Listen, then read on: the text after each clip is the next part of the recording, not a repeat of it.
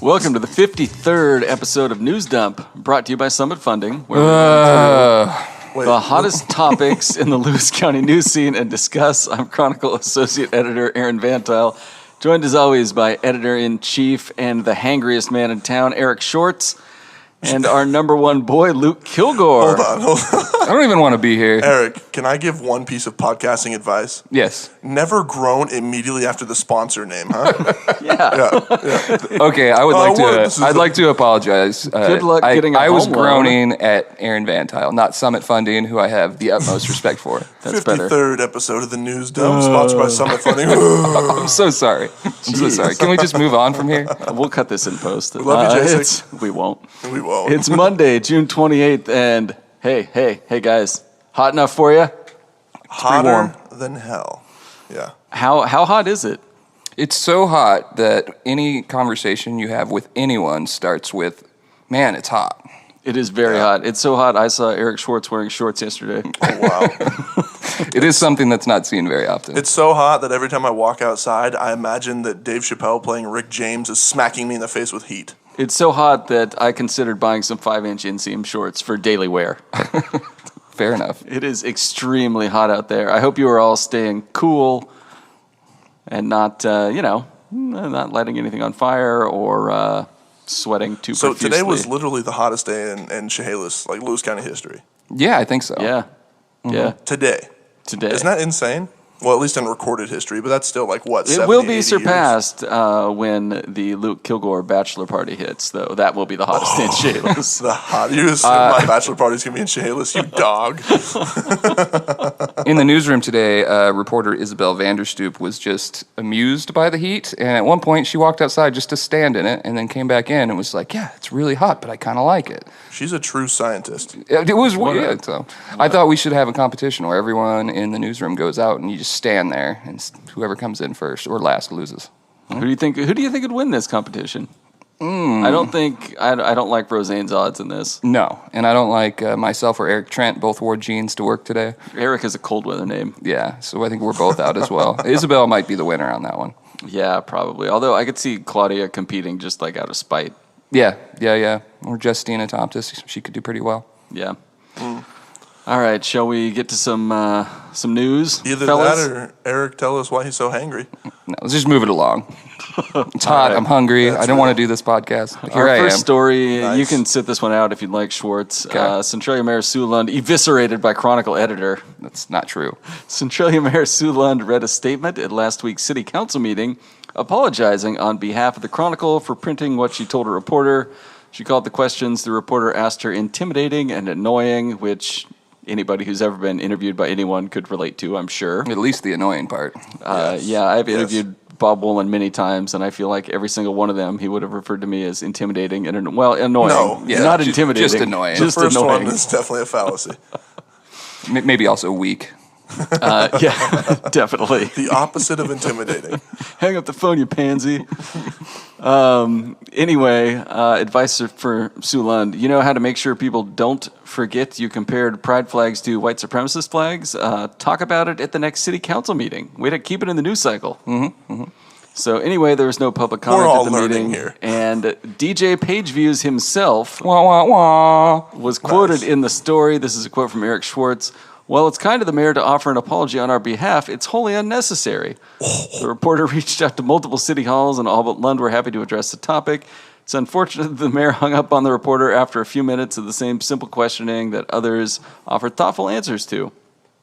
I will end the quote there, but Schwartz, walk me through this process. Was the reporter's line of questioning to you also intimidating and annoying? I believe this was a Eric No, and Roseanne I'm gonna tap the brakes here and say that I actually, in this podcast, up until maybe this week, I don't know how you feel anymore, Aaron, has a lot of respect for Centralia Mayor Sue Lund. She has been like the reasonable voice in a lot of rooms. I'm thinking about the anti-mask protest over at the Lewis County Courthouse by the Winlock mayor. Lots of different issues. She's a citizen, not a career politician. She kind of did this. Was appointed mayor. I think a lot of people didn't expect that, maybe just because she hadn't been around that long. And now she's going to step away at the end of the year. So she is a public servant, and I respect her. Having said that, I don't know why this topic riled her so much. I heard the conversation occur. It was Claudia Yaw was the reporter. And the conversation on this end sounded at first very polite and then very confused almost immediately because I'm assuming Susan did not, maybe she thought she was being baited into, saying the city of Centralia is not going to fly the pride flag, and maybe she felt like she was being singled out. In any case, it lasted 2-3 minutes, and Claudia got hung up on, and the only quote she managed to get was the mayor asking, well, if someone came with a white supremacist flag, would you fly that? And I don't think she meant to equate the two, but sometimes it doesn't matter what you meant, you did it. So Yeah. Right. so I was like you kind of alluded to, I was fine. Just we ran the story, move along. But once it became the topic of a session in Centralia City Council, I thought we should at least address it and add to the record the fact that, she hung up the phone after 2-3 minutes. I think it's important. Yeah. And Kilgore, have you ever hung up the phone on somebody interviewing you for anything? Or been hung up on in your capacity as a reporter or broadcast I've journalist? been hung up on as a reporter, but if I ever get interviewed, it's like, oh no, you hang up. No, you hang up. I'll gladly. Just lots of giggles. I'll gladly continue to be interviewed. I thought the comparison between Sue Lund and Chehalis Mayor Dennis Dawes was interesting because he said the same answer, really, which is no, we're not going to fly the flag. But, he listened to the questions. And he said, we like to carry ourselves like it's Pride Month all the time and show everyone respect, which is a good politician answer. Can I ask you a question, Eric? Yeah. Do you think this is your passive-aggressive peak? No. Because that I can be far more passive aggressive. I mean, eviscerates is pretty close. No, it's not. I don't know. It's not at all. You probably should have. Were you writing this? I assume you were not actually interviewed for this story, but you just wrote it into More like provided a statement. Yeah. Were you also hungry when you wrote this? No.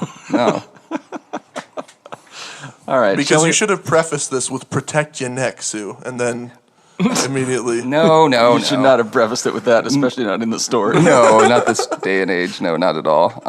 No. Long story short, though, if you want something to go away like that, just let it be. I wouldn't have felt the need to respond in any way if it wasn't for the fact that the entire newspaper's credibility was being called into question in a city council meeting. Yeah.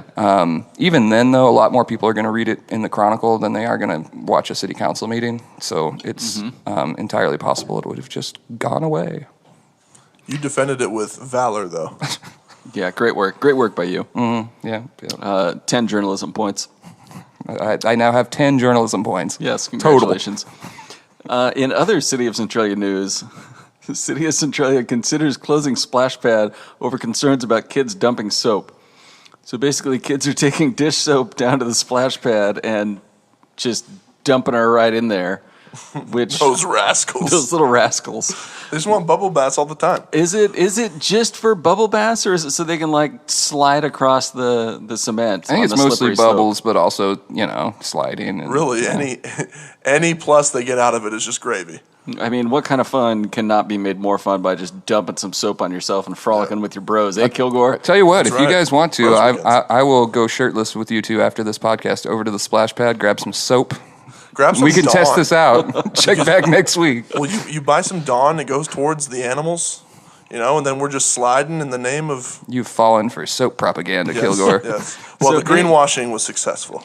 Anyway, if they keep it up, the city is going to shut it down because it's bad for the park's recirculation system, which pulls in chlorine if it senses the soap, and also can make the kids sick. I really appreciated in this story the detailed explanation of why soap in this system is a bad thing. Yeah.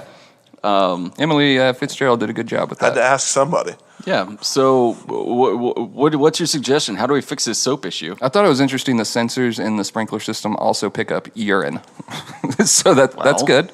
That's good. I mean, Well, great. Well, Well, does it it's a good thing inject- that didn't make the story, because then kids would just be over there peeing in the splash pad more than normal, More than I'm normal. sure. Yes. you think we have splash pad problems. In Yelm, at our sister paper, the Nisqually Valley News, last week some kid took a dump right on the splash pad, and they had to shut it for a day and a half. Well, they should have brought the soap to the other splash pad. The best part is the city of Yelm has been criticized for the cost of their splash pad, and when it's not open, they get a really bad time. So they had to be upfront with it and be like, it's a hot day, and here's why. It's not the city's fault that little Jimmy dropped a number 2. Dropped a steamer. Yeah. I want to know more about this, and also I don't. So the suggestions for how to fix it in the comment section online were track down the children or ban them or find the parents and things like that. It sounds like they've already got security cameras up watching, and they know who the kids are. Yeah. So what, should they ban the kids? Persecute them? There's not a security guard over there. You ban the kid, he can just walk around the block, come right back, dump some more soap. We'll just hope it's just soap at that point. One of the suggestions was a full-time volunteer security guard to keep watch over the place, and just imagine the kind of person who would be a volunteer security guard at the splash pad. That's just going to make your problems even worse. This is totally 100%. I think it was obvious to most people. The commenter is right who wrote, don't make me turn this car around. This is literally the city trying to scare kids into stop doing it, because they're not going to turn it off. I really doubt that they'll turn it off. Yeah. But they saw, I'm going to say Emil Pearson over at the city of Centralia, looks up and sees the forecast of 111 degrees, and we're just we'll see how much they love that splash pad. Dump soap in it, it's off. What else could you dump in the splash pad that would be fun but non-toxic? I don't know. Bubbles? Would that do anything? No, it's not air. Bubbles I think bubbles would probably have the same problem. Yeah, it would be. Dye, red dye. Green dye for St. Patty's Day? Yeah, red dye for Christmas? Christmas. Valentine's Day? Yeah, a nice Christmas run through the splash pad in dye. In red blood dye. That's what. Anyway. Gosh, it's a good thing we're not in charge of making splash ideas. pads. Yeah, especially splash pads. In other news, Port of Chehalis CEO Randy Mueller is on his way out. He's announced his coming departure. He's been the CEO over the port since 2014. He's a big fan of helping out small businesses that need port space. He's got a $3 million grant from the U.S. Economic Development Administration. He built the Morin Road site. They're bringing in renewable hydrogen, and they've got the whole malting barley deal. So he's done a great job. And also, I saw the photos, and he provided Nightcrawler with the tickets. Tickets to what, Aaron? To the gun show! Yeah, he had a couple pythons there. Retiring to now. go into professional CrossFit or something. Randy's been hitting the gym. Good for Randy. I'm a big Randy Mueller fan. Yeah, I like Randy, too. He's a really nice guy. Very nice guy. And now a very ripped guy. Yeah, Randy's looking swole. I love Good that he for Randy. saved this for retirement, too. He's just like, You gotta I'm going to enjoy it. I'm not going to let these pythons sit behind a desk, baby. God, I wish you would have cut a Hulk Hogan-esque promo. He shows up for the Nightcrawler photo shoot in a cut off at the shoulder sleeve dress shirt with a tie. Rips it off. Let me tell you something, brother. What I respect is In the summer, I'm done, dude. as a manager, you really hope to get a 2-week notice out of your employees when they leave, and he's just served up a 6-month notice, right? Yeah, he knows he's leaving some big sleeves to fill. Nicely done. Yeah, so Randy on his way out, we salute you for the gun show, and also the port stuff's cool too, I guess. Well, yes. Fantastic servant to the community. Thank you, Randy. Let's see. Coming back to East Lewis County, where we were roasted for our takes on the situation on Facebook. It was really about time. Question of the 175-acre Packwood Park is being revisited. So there's a bunch of state-owned land around Skate Creek, and the county is pondering maybe taking ownership of it if the state parks decide to surplus the land. So let's see, there's already kind of a nonprofit out there that would embrace Lewis County as the title holder and even continue performing some maintenance as long as some long-term guarantees are made, like they don't make a through road through the park or build any large campgrounds. Bill Saran, the park's unofficial caretaker and typically a fan of the podcast, said we like it the way it is. I would say listener of the podcast. Listener of the podcast is accurate. He said, we like it the way it is, and I got to say, I love Bill's energy on this, being like, yeah, you can take it over, but, don't change anything. Yeah. We're not cool with that. Yeah.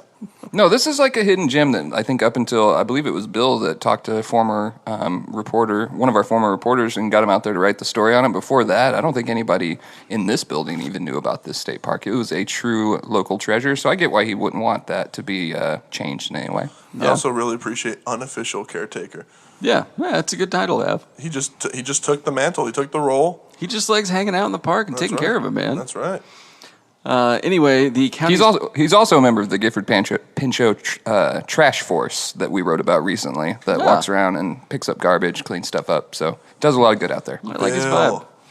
Anyway, the county's parks budget is currently $65,000 annually for about 78 acres of parks, and they're not too keen on increasing that, although they'd probably have to. From the story, it sounds like they're looking at another $10,000 for supplies and things like that for managing this. So do we think the county should get a new park out in Skate Creek? I'm not educated enough on the topic. I defer to Bill. Whatever Bill thinks is best, I'm going with that. Yeah, I agree. Bill probably He's knows the one more out there about it. working We're on just it. going to put all our eggs in the Bill basket. Yep. I, for one, say no, because the county does not have a single extra dime to spend on anything. As some of the commissioners noted, there are budgetary issues that could be coming up, and so the county should not be spending a single dime on anything. In other news, Lewis County buys Chehalis Masonic Temple for $435,000. Hold on.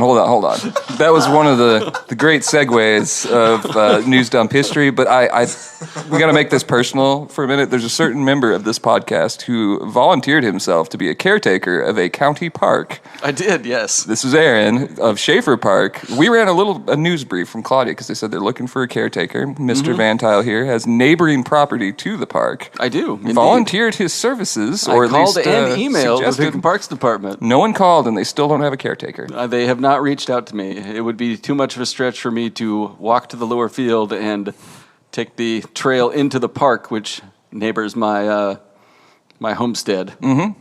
So, yes. Wait, you're telling me no one takes care of Schaefer? They were looking for a summer caretaker to go over there and lock the gates or something. And Aaron couldn't get a call back. I know. Not you. My feelings were a little hurt, but Anyways, back to that segue. Lewis County buys Chehalis Masonic Temple for $435,000, as you were. the building will likely be surplused and put back on the market, according to facilities manager Doug Carey. They bought it. They didn't even really want it. The county really just wanted to buy the parking lot, but it was a package deal. So rich old Uncle Pennybags just bought the whole kit and caboodle, and then they're going to sell the building. Without the parking lot. Yes.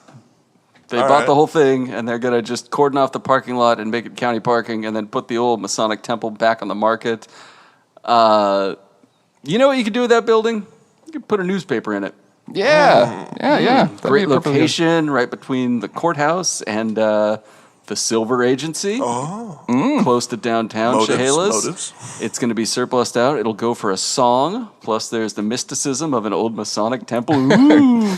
I've been in there before. So have I. We can put on masks and go upstairs and spank each other, you know? That's not how it goes. just like this office. You know what? You just got us banned from the Masonic Order. Thanks a lot. Well, they're not using it anymore. Yeah, I know. I would have enjoyed not enjoyed, but like to know the backstory there. When did that group disband? Are they no longer meeting? Well, it's Freemasons, right? Yeah. Last time I was in there was many years ago, probably like 12 or 13 years ago, and I got the tour from the Freemasons and went upstairs, the whole deal. It's a cool building. Well, Very from- neat building. It is, yeah. My vague, mild education on Freemasons, I don't really have any interest in knowing. Kilgore, what all- you would make a great Freemason. yeah. Right You now, are- Kilgore's just showing his mason ring in our faces and telling us to shh. Giving us a secret handshake. New World Order. So, Goodness. yeah, that was, it would be really cool to do something cool with the Masonic Temple. Whether you put a newspaper in there or, maybe just buy it and make it a house. Yeah. Just live there. That'd be sweet. I'm sure there's no additional work to bring it up to code that's needed. Oh, no, of course not. You just pass it off as still being a Masonic temple and shake the right hands and, Was that throat clear supposed to mean something? Yes, it was It was subliminal. a tactical throat clear. Our last news item, 13 horses starved in Winlock. Some say Lewis County Animal Control waited too long. How long's that? That wasn't the setup. That was part of the headline. Shoot. Sad story, but a few things about this jumped off the page at me. One was the line, a bite mark on one pig's back appeared to be from a horse. What? Yeah. Horses eat pigs? I mean, they're probably just mad and bit it. Yeah. Probably upset him. Or Kilgore, look out. Schwartz is eyeing you. He's going to take a bite bite Kilgore's out of you. back. Angry boy. From 2018 until the animals were finally taken. I think it's Jenny Cornier, who was the source in this, said she made more than 30 calls to the county. She says, I was told if it really bothered me that much, I should probably drive a different direction, she said. Oh, nice. Very helpful and non-jackass thing to say. Yeah. This is a horrifying story. I thought Claudia Yaw, the reporter, did a good job of laying out the narrative just from the investigative documents. Just awful conditions. We have part 2 is in tomorrow's paper, by the way. Does it tell you what happens to the horses? They all lived, right? It literally said that the lead photo is a horse skeleton. I don't know what you expect out of all the horses living. I thought it was a twist. Like a reanimated They type really situation. put us on a cliffhanger there, Claudia.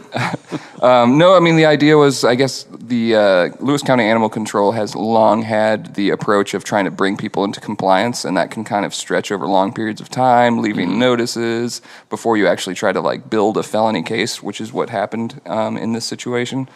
And so, anyways, today, or in tomorrow's edition, you'll be able to read the second part, and the county does take some accountability here. It's Bill Teitzel over there in charge of that department.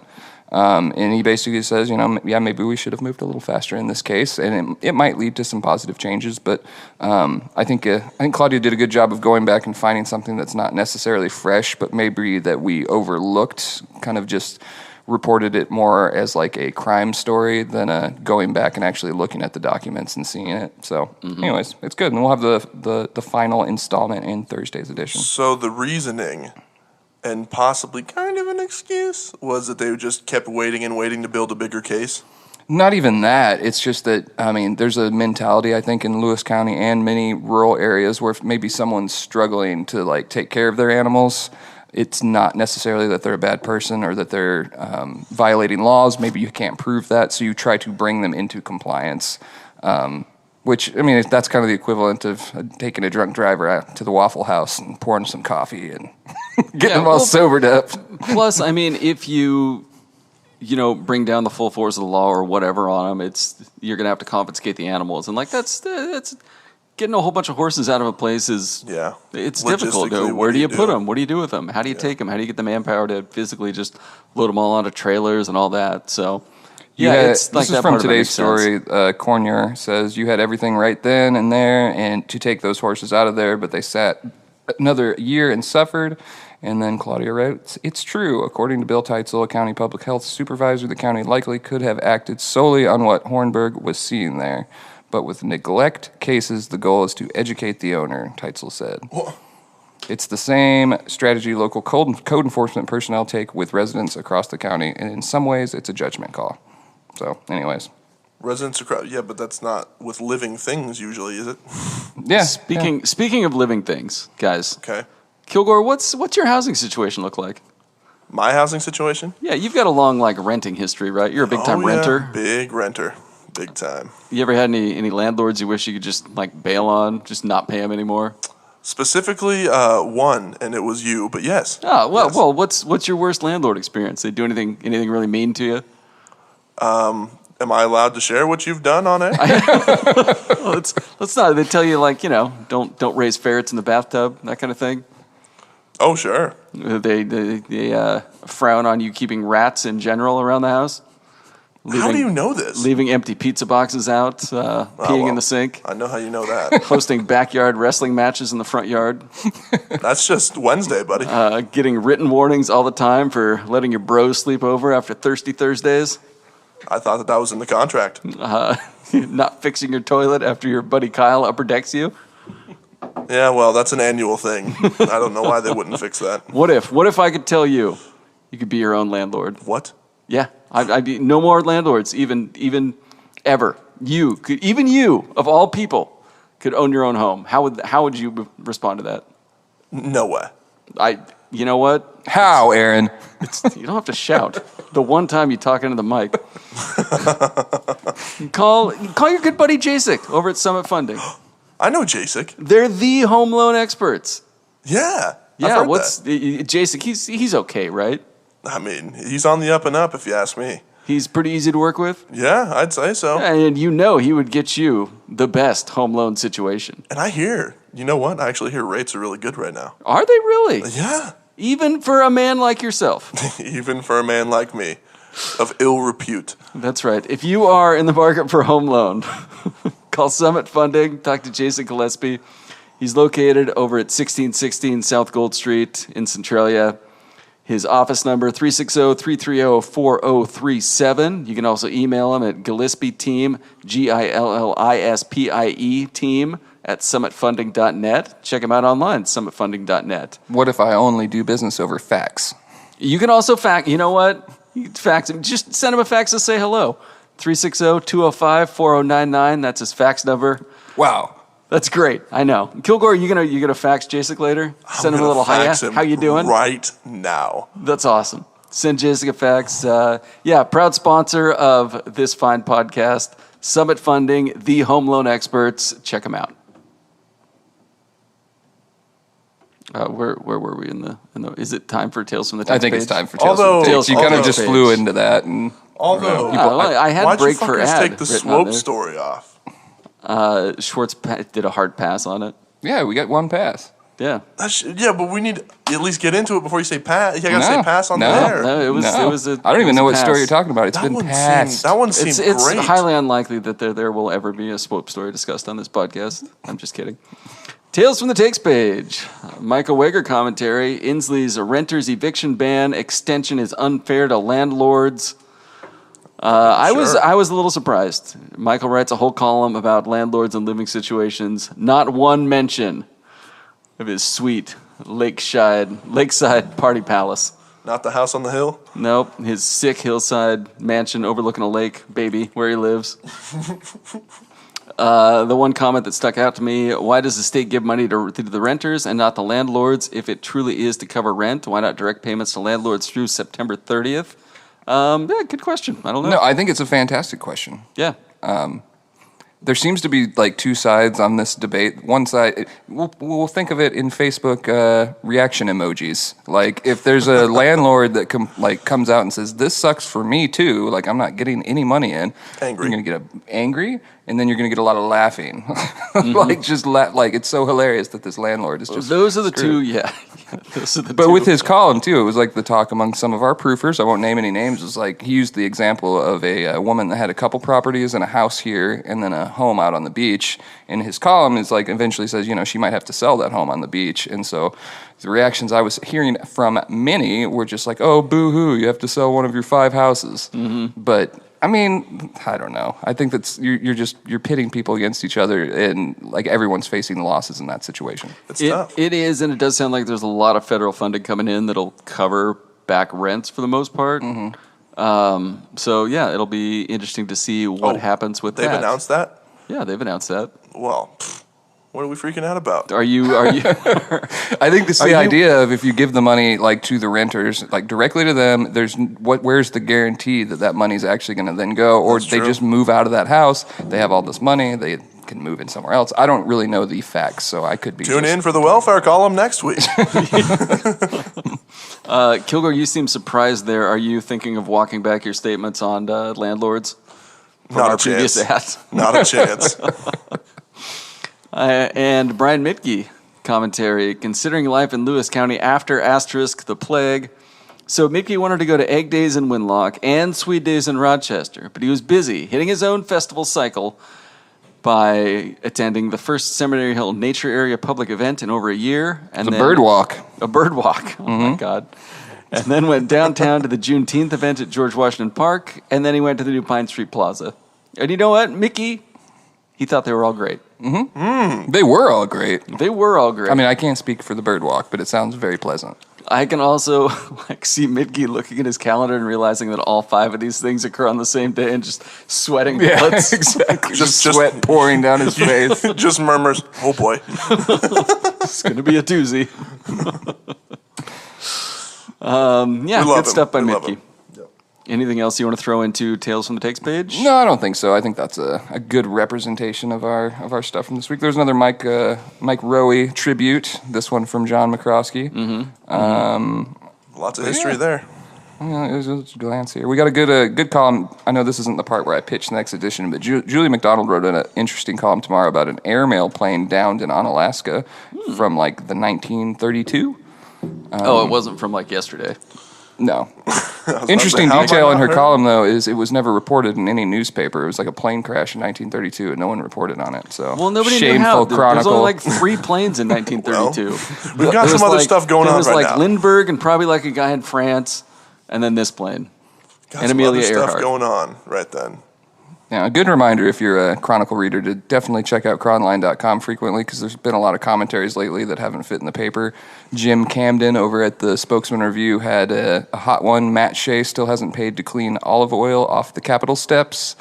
When the Satanists showed up in March of 2019 or March of 2020, which timing, am I right, people? Mm-hmm. Satanists show up at the legislature, do a ritual, and here we are.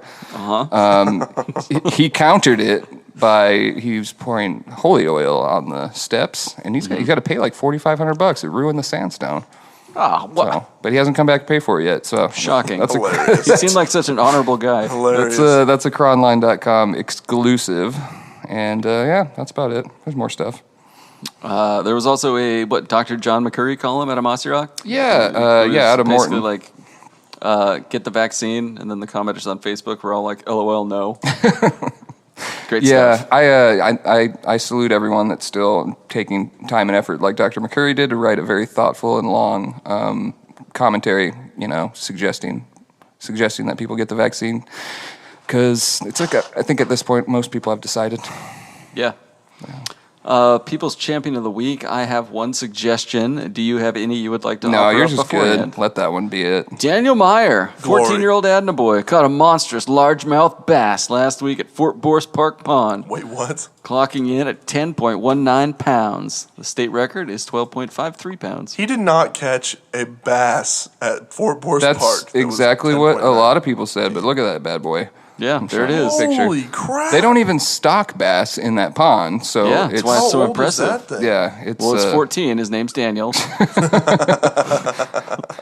Sorry, Dan. Yeah, there was like 5 sentences in that story, or in that little news blurb, and it was just delightful. It was the most popular item on the Chronicle's Facebook feed this weekend. People like fish. People like fish. How many jealous fathers do you think were on there? I liked the person know. who A called lot. it in was actually his fishing buddy, Elvin Hickert. He's 75 years old. And I guess Daniel Meyer helps him get out there. He's not as mobile as he used to, and they fish together. That So makes that's it cool. so much better. that's very what I cool. think a lot of people were getting out of it. It's a cross-generational tale, and also a huge fish. So Fantastic pick for the Very hero. big fish. Aaron, the well pond done. only gets trout, so I don't. Does that just mean that fish just there is a bass population there? That was a Dale but- Pole and Thorback's fish right there. I mean, the fish is so fat. Look at the gut on that It's fish. beefy. Yeah. Well, he's probably the only bass in that pond. I was just gonna say it's probably eating And all he's got the a others. large mouth, yeah. Sirens Banger of the Week. I don't think I've ever seen an easier pick than this one. Oh yeah. June 23rd, a caller reported a woman who dropped her pants and sat inside the ice machine at a business in the 1600 block of Northwest Louisiana Avenue. I mean, Walmart. That's Walmart. Yeah. The subject was trespass from the business. So some lady just rolled up to the ice box at Walmart, dropped trout, hopped in there. And, Yep. given if you have stepped outside, you would read this and say, you know what?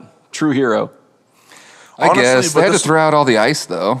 Well, yeah, I don't know if you know this, but ice is pretty replaceable. You Also- literally just. Pour some more water. Just pour some more water. The funny please. thing is, this was like last. It wasn't even that hot yet. Yeah, I'm just saying. This June was like 23rd. last Wednesday or Thursday. What'd she do this weekend? I don't know. And then one of those days, I was at the Safeway in Centralia, and one of the Safeway employees was in the ice box outside, clearing all the ice out of it. So I'm wondering if like she's She's a cereal. just running around all the ice boxes in town and just plopping right in there. So Yeah, that was Oh my god. that was a reader favorite as far as sirens items so go. protect your ice boxes, people. She really did what we were all thinking, though. Yeah. Imagine just living your life with no inhibitions like that. Like, Right. you know what? It's an ice box. I'm going to stick my ass in it. I don't have too many Facebook comments of the week, although there were 2 comments on last week's posting of the podcast. One of them was accusing us of not knowing much about what's going on in Packwood. Bill's right. True. Yeah, yeah. And another one misrepresenting what we thought happened at the Chehalis School Board meeting and referring to this podcast as not necessarily being news. No shit. They really think that we're Fair. They really think that we're the breaking news. Breaking news. We're just gonna make this jokes. this podcast is like 50% dumb jokes and like 20% Schwartz giving a little like an inside baseball look at how stories come about. And then 30%, Is that what I am to you? And 30% and then of him sitting on 30% the Schwartz fence. rolling his eyes and being like, pass. Yeah, exactly. And being hungry. I did want to say one regret was referring to the group of parents. This is a personal regret. You guys can keep this to your grave, but I wish I hadn't called them a mob because I didn't mean it in that way. I meant more like a group of people. Not a mob, not an angry mob. Well, they were angry. There was a lot were of them. angry. Mea culpa. I mean, by definition, they probably were a mob, but I mean, Kilgore doubling down. but I mean, Merriam-Webster didn't necessarily put the pitchforks and torches in there, so they can come in many well, forms. it's not like they were protesting Frankenstein. Anyway, this is a comment. A I mob liked is a lot. large, angry crowd, especially one that could easily become violent. So I don't think that they were going to become violent. That depends. I mean, you think if someone flipped them off at the school board meeting, that they wouldn't try to fight?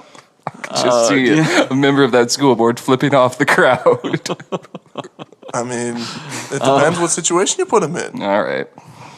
All right. On a story about a hiker missing near North Bend, found safe after surviving on river water and berries for 8 days. The comment was just, what kind of berries? I just imagine that was actually somebody that's also lost out in the woods, and they've only been there for like 4 days. Just out of curiosity, asking for a friend. Pretty hungry out here. What do they look like? The comments on the soap and the splash pad story. This has been an issue for well over a month, and it's not just the soap. It's the unsupervised kids with potty mouths, too. Probably is. Any group of kids has Which them. is funny because the kids were also ripping the soap out of the soap dispensers, and Yeah. so they didn't have any soap to wash their mouths out with. Another comment just says, put up a warning sign. Like, Good call, bud. that'll fix them. Could help. I think some of the parents were like my well-meaning. God. They just, they don't know. This next one. And the last one, maybe it's the only time these kids get baths. Ow, harsh. I mean, Not everybody has a rich backyard pool like you, Schwartz. It's true. can you take free showers at like Thorbeck's? Not free. I mean, you can go to the The Hoquay river and just- YMCA used to do that, so Thorbeck's take some notes. all right. Everyone deserves a shower.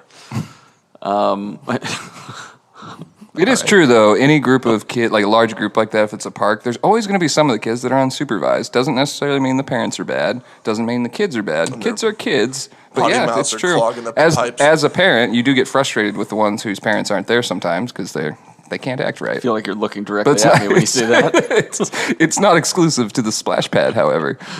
What's coming up in Tuesday's paper? Part 2 of the horse saga.